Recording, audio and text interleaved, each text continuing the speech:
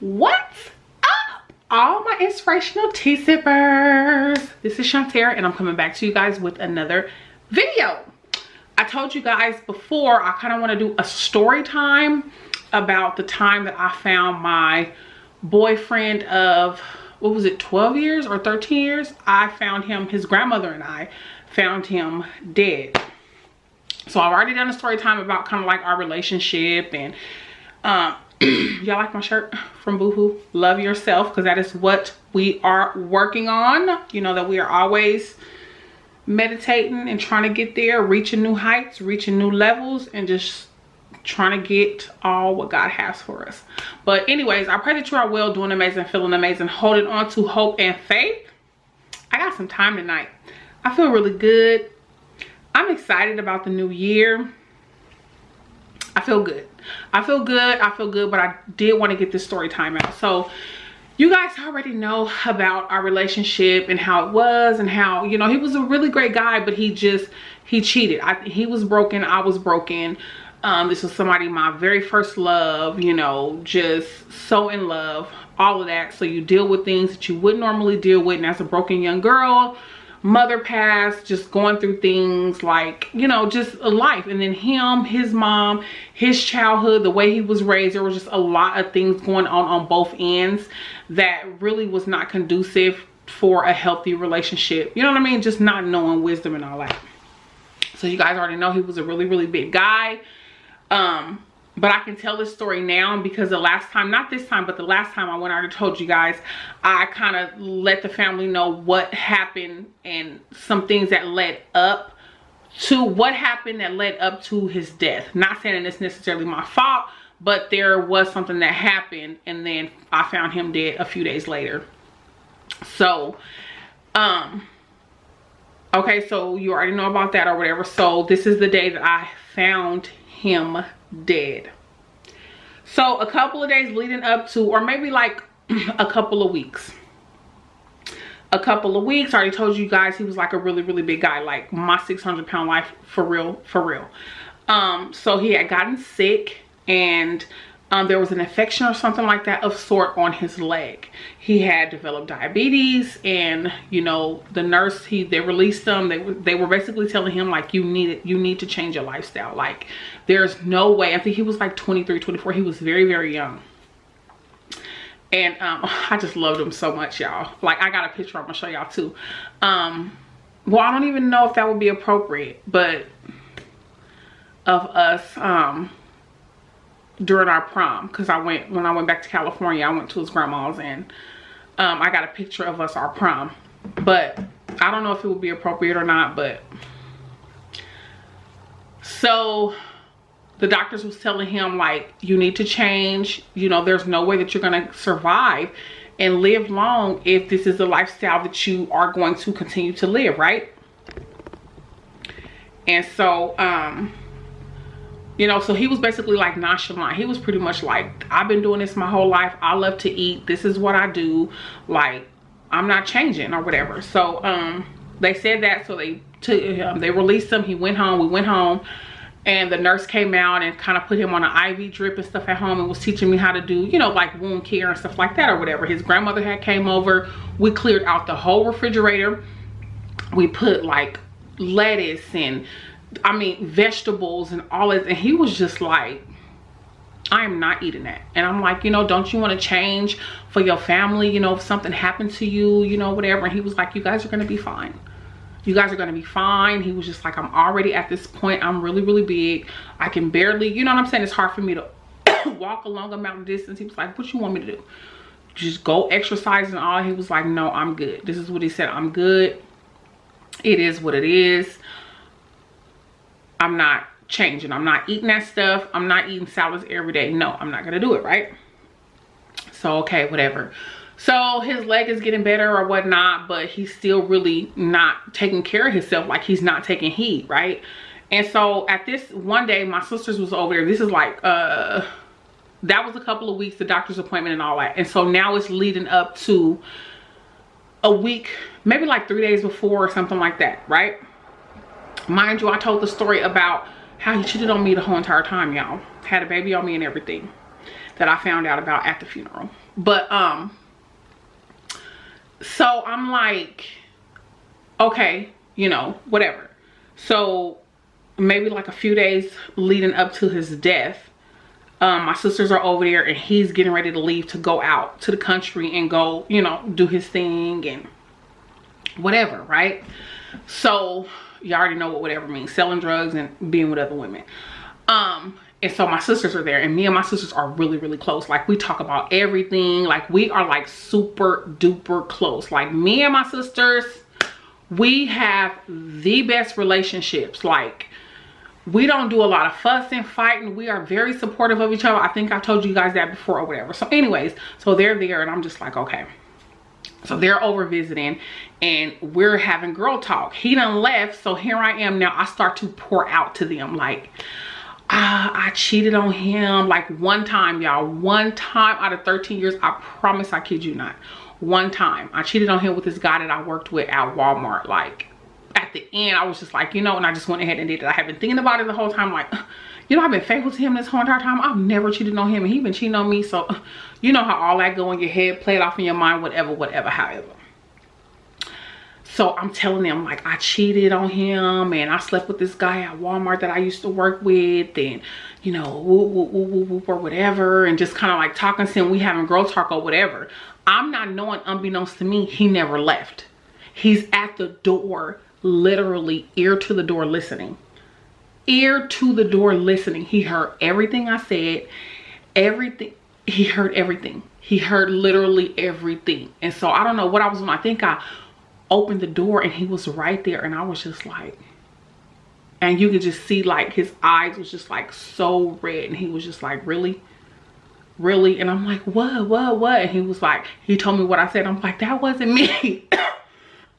Girl, that wasn't me. That was my sister said that was one of my sisters. Girl, it was you. And I'm like, no, that was not me. I did not say that or whatever. He was just like, I cannot believe you. I cannot believe you did this. I am leaving you. I am done with you. And I'm like, done with me? I'm like, after all of these years, I cheat on you one time and you're done with me? You know what I mean? I'm like, come on, how could this even be? Like, are you kidding me? He was like, no, I'm done with you. He was like, I'm done with you. He was like, it is over. We will never ever be able to be together. I will never be able to forgive you. Like, all of that. Like, that night, it was it. That night after he woke up, we spent the night together, and after he woke up, he got his stuff, he packed up and he left. And I was just so devastated. Like, I could not believe it.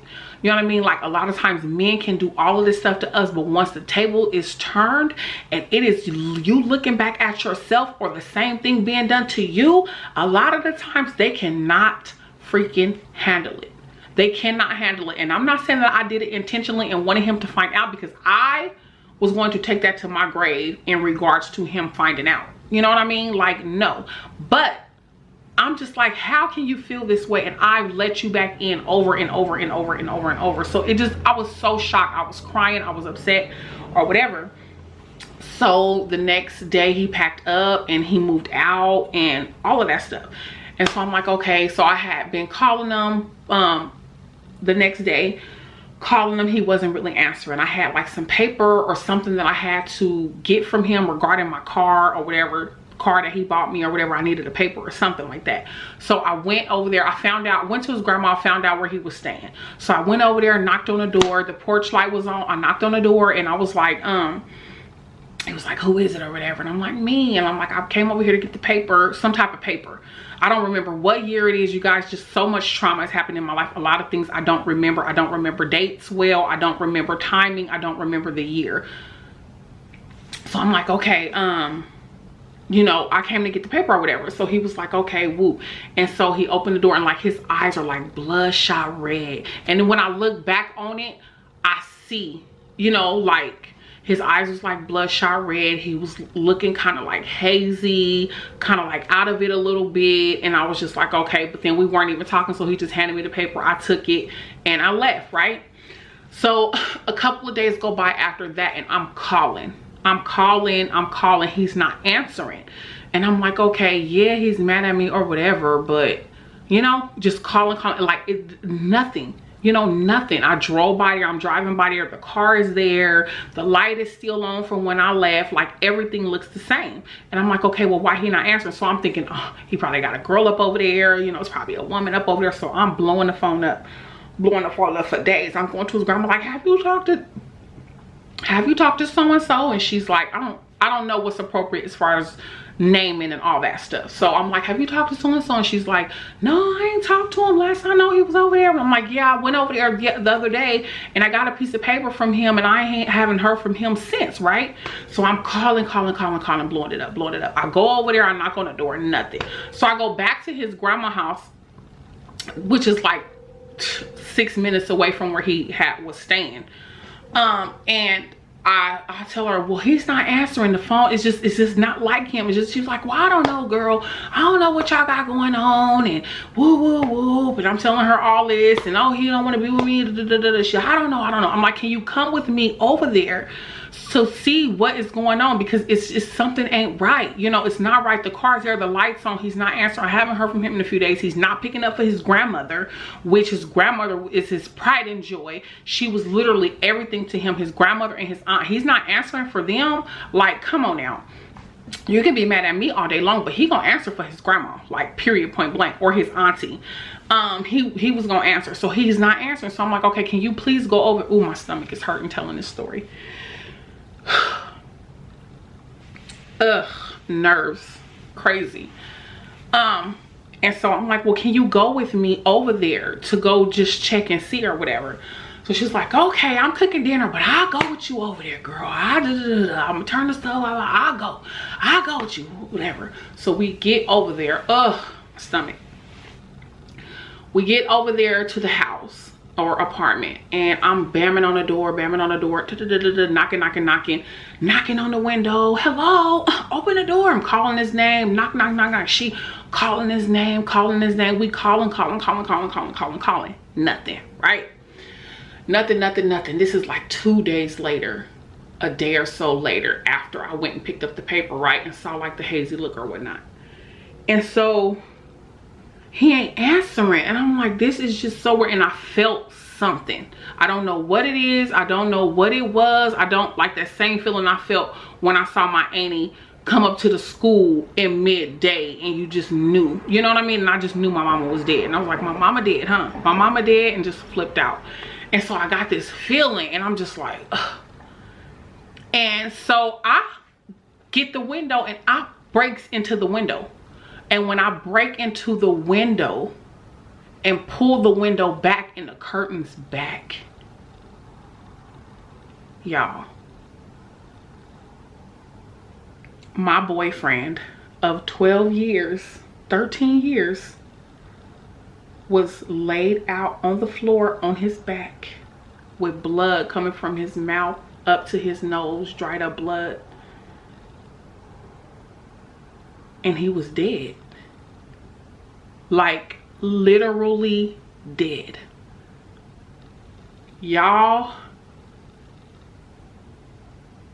I just started screaming. And she, what, girl, what? What, girl, what? What, girl, what? And I'm like, he's dead. Like, he's dead. There's no life. He looks grayish. Looked like he probably been there for a day or so, or I don't know. I mean, literally dead. Like, literally dead. And I'm just like, even after all what we've been through, you know what I mean? Like, even after everything, like, this is my very first love. Like, very first. We have been through so much, yes, but I knew that he loved me. Maybe it wasn't the correct being loved correctly, but we shared so many experiences, so many first things, you know, so many times, so many laughs, so many. This is someone I invested my time, energy. This is someone who took care of me. This is someone who took me in after my mom passed away and just, you know what I mean, made sure I went to school and put me through college and, you know, all of these things. And like, I'm literally looking at him like, what in the hell? Like, he's dead. Like, laying flat on his back. He had on some shorts. He didn't have on a shirt, which he didn't have on a shirt a lot of the times, you know, walking around the house or whatever. And he was just laid out flat on his back with blood coming from his mouth up his nose, and life was just gone. Life was just gone out of him. You know what I mean? And at that very moment,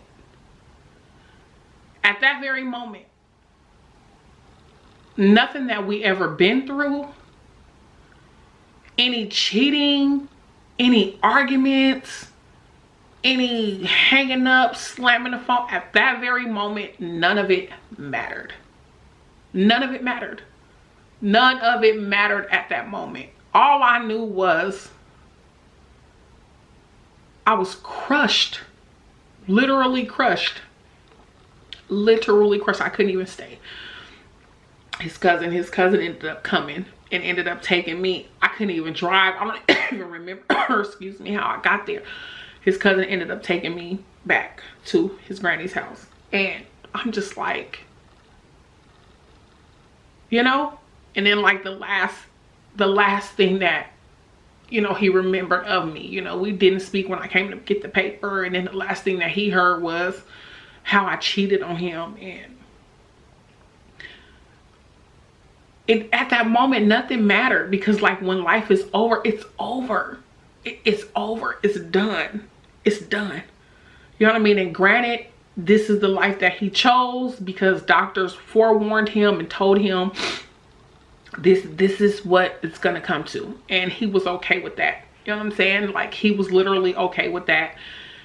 He was okay with that. And for a while I blamed myself, which is why I kind of kept it from his sisters and his family. I didn't really say nothing. Like, I blamed myself, like, oh, maybe he was so stressed over the point. But no, that had nothing to do with me. And his grandmother and I talked about that when I went back last week to California. We were talking. There's nothing we could have done about the way he lived his life. There's nothing you could have done. There's nothing you could have done differently. He was who he was. He loved food. He loved to eat. If you try to withhold anything or take him something different, salad, he was going to be upset about it. And you were going to hear about it because he wanted his food, and that was that. You know what I'm saying? So he knew what he was doing. He was very well aware of what was going on, but it messed me up so much. Like, I just could not believe that I found him dead. Like, I really literally found him dead, lifeless, gone. And at that point, I didn't care about who he cheated on me with. At that point, I didn't care about what baby. I was hearing about a baby, but didn't really know about a baby. Like, naive, just kind of didn't really know. At that point, none of it mattered because he was no longer here with us. You know what I mean? And that's just, it's just what it is. You know what I mean? It's just what it is. We make choices, we make decisions. And I know for a fact that it had nothing to do with me, that it was the lifestyle that he lived. And yeah, that is the story. He passed doing what he loved to do. Wasn't gonna change. It is what it is. It's just that I felt horrible about it. I felt absolutely horrible about it because I was like, oh, well, maybe if he would have never found out, he was probably stressed out. It probably just stressed him out and just took him over about what he heard, because I don't believe that he ever thought that I would cheat. I don't believe in his soul, in his heart, in his mind, he knew that I would never cheat, because I was always down. I was always there. I had his back. He was a love. He was my love. He was my guy, my boyfriend, my everything. You know, like, I know for a fact that he didn't believe that I would ever cheat. And then to find out of my own mouth that I did, it really, really, really messed him up. And he was completely done with me. He was done with me. When I say done with me, he was done with me, and I could not believe it. Like, I literally could not believe it. I'm thinking, here I am accepting and tolerating, you know, dealing with these things because I love you. You telling me you're gonna change, you telling me you ain't doing this, you lying about it the whole entire time. Here I am accepting these things, and then I turn around and do it to you one time and you're completely done because your boundaries are set. You're set, you're done. it blew me away. Okay, now I'm doing something that you've done to me once and you cannot handle it. And it just, it threw me. It threw me. It really, really did, y'all. It threw me. But that is the story time about how I found my boyfriend dead. I found him dead. He was dead in the house. I think the neighbors had started to complain about they was starting to smell. He was it probably had been a couple days that he had been there. It probably happened after I left, now that I'm thinking about it, with the paper prior to. But he knew everything. That was the life that he chose to live. That is what he accepted. And that is that. I dealt with that, and we never, you know, after the funeral and finding out about his daughter or whatever, we kind of never talked about it. We never, you know, because that was something that he chose to do. So that is it, you guys. That is my story time. I hope that you enjoyed it. It wasn't so fun, but thank you for having me. Until the next time, inspire, be inspired. I love you guys. God bless you. Good night.